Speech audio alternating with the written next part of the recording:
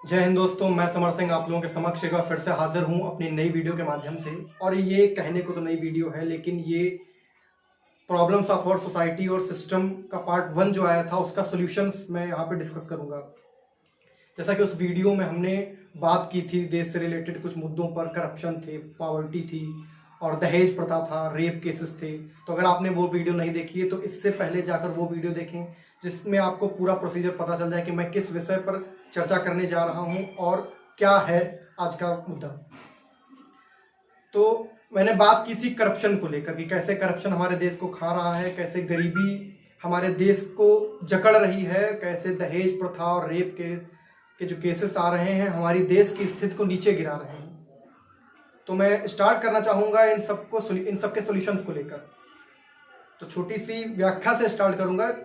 हमारे धर्म में 4 युग होते हैं। धर्म में क्या, पूरे देश कल्प में 4 युग माने गए हैं: सतयुग, त्रेता युग, द्वापर, कलयुग।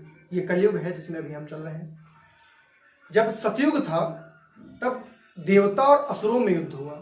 साफ साफ पता था कि कौन गलत है कौन सही है। अब फिर उसके बाद त्रेता युग के बाद सतयुग के बाद आया हमारा त्रेता युग, जिसमें राम ने रावण को मारा, धर्म और अधर्म का युद्ध हुआ। उसके बाद आया हमारा द्वापर, जिसमें कौरव पांडव लड़े, महाभारत हुई जिसमें भाई भाई आपस में लड़े। अब ये कलयुग है। ये ऐसा कल्प है जिसमें हमारी लड़ाई खुद से है, हम खुद से लड़ रहे हैं। मैं इससे ये बताना चाहता हूं कि हम अपनी स्थिति देखकर, समाज को देखकर, अपने अंदर की खामियों को ना देखकर दूसरों को गलत ठहराते हैं, किसी समुदाय को गलत ठहराते हैं, किसी ऑर्गेनाइजेशन को गलत ठहराते हैं।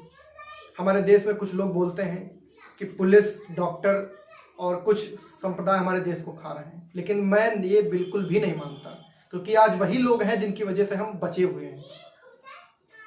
तो मेरा सबसे पहला मुद्दा था करप्शन, जिसमें मैंने बात की थी कि कोई भी सरकारी फाइल हो, कोई भी हमारा सरकारी काम हो या किसी भी प्रकार का हमारा काम हो, वो बिना घूस दिए आगे नहीं बढ़ता। तो क्या सिर्फ वो वही घूस लेते हैं? हम उनको घूस नहीं देते हैं।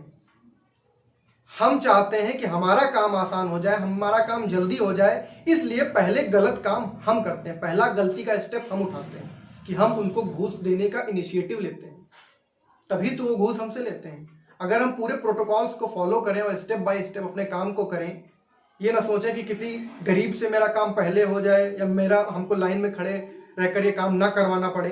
आप जो उसका सिस्टम है उससे चलिए, भ्रष्टाचार नहीं होगा।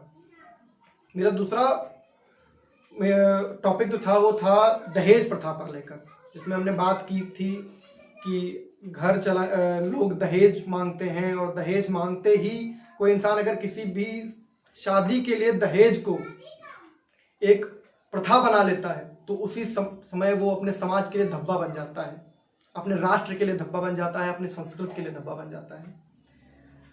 तो आप की शादी हो रही है, आप अपने पेरेंट्स को समझाएं। अगर आप सक्षम हैं किसी प्रकार से और आप सक्षम ना भी हों, तभी भी आपको ये किसी ने हक नहीं दिया है कि आप शादी कर कर उसकी लड़की को अपने घर ब्याह कर ला रहे हैं। इतना मंगलिक काम में आप उसके माँ बाप को परेशान करें, उनसे पैसे मांगें, उनसे धन रुपए की अर्जी लगाएं। तो ये स्टेप भी हमको खुद लेना है और किसी को करते हुए भी रोकना है। अब तीसरी बात हुई थी रेप केसेस की। हमारे देश में सबसे ज्यादा रेप केसेस तब होते हैं जब ऐसे उनकी प्रक्रिया चालू होती है, जैसे कोई भी इंसान किसी लड़की को छेड़ रहा है तो पूरी रोड चलती होगी, लोग बैठे होंगे, सोशल, अगर मतलब कोई पब्लिक प्लेस है तो आदमी उसको इग्नोर कर कर चला जाएगा। आप इनिशिएटिव लीजिए, आप खड़े होइए। क्या जब हम लोगों ने आज़ादी की लड़ाई लड़ी तब गांधी जी के पीछे पहले से ही इतने लोग थे या वो अकेले चले थे? वो अकेले चले थे। उन्होंने क्रांति लाने की अपने मन में अकेले विचार बनाया, वो अकेले खड़े हुए, वो अकेले लड़े जाकर उसके लिए, फिर उनके साथ लोग जुड़े, जिसकी वजह से आज हम आज़ाद हो गए। तब हमको जड़ पता थी हमको क्या करना है, अब हमको नहीं पता है। हम खुद से ये छोटे छोटे स्टेप लेंगे, हर चीज को सही रखेंगे, तभी हमारा देश सुधार लाएगा। अगर हम सोचते हैं कि हमारी गवर्नमेंट हमारे डिपार्टमेंट्स जो हैं वो इस चीज़ को सही कर दें, तो बिल्कुल भी मान लो मेरे भाई, ये कभी भी सिस्टम सही नहीं होने वाला। इसके लिए जिम्मेदार सिर्फ हम हैं। गांधी जी का एक मूल्यांकन था कि उनके 3 बंदर थे जिनका कहना था कि बुरा मत सुनो, बुरा मत देखो, बुरा मत कहो। मैं कहना चाहता हूं कि 2 बंदर आप अपने अंदर, 2 बंदरों से और सीख लेनी चाहिए कि बुरा ना करो और बुरा ना करने दो।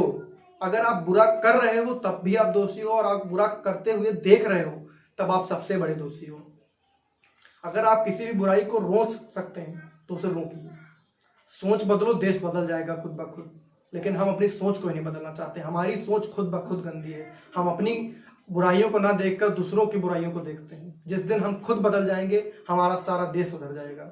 जिस दिन इस देश में कोई गरीबी से मरेगा नहीं, कोई भूखा सोएगा नहीं, जिस दिन हमारे देश की बहू बेटियां आंख उठाकर चल सकेंगी बिना हिचक के, जिस दिन दहेज प्रथा से कोई लड़की और औरत मरेगी नहीं, जिस दिन किसी गरीब का काम बिना घूस के हो जाएगा, उस दिन समझ लेना कि हमारा देश आज़ाद हो चुका है। अगर मेरी वीडियो अच्छी लगी हो तो प्लीज़ लाइक करें, शेयर करें, सब्सक्राइब करें। जय हिंद, जय भारत।